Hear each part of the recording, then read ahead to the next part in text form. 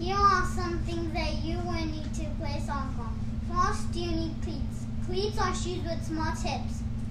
You will also need shin guards. Shin guards protect the lower leg.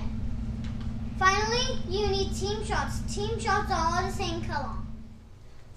How soccer can relate to physics. Physics is motion, force, and energy. Since sports like soccer, swimming, and cycling involve bodies moving through space, they can help us understand the concepts of physics. Unbalanced force.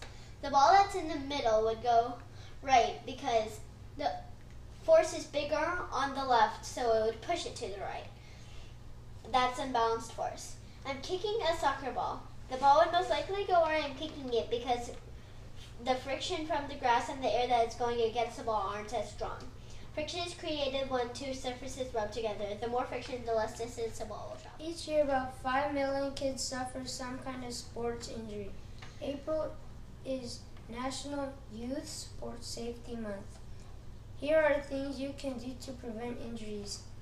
Do warm-up stretches. Stretching helps loosen tight muscles and tissues. Do not play when you are injured. Use proper sports safety equipment. Shin guards, mouth guards, and helmets are examples of safety equipment. A helpful diet includes fruits and vegetables. Eat 5 or more fruits or vegetables each day to stay healthy. Healthy snacks are sources of nutrients, protein, vitamins, and minerals.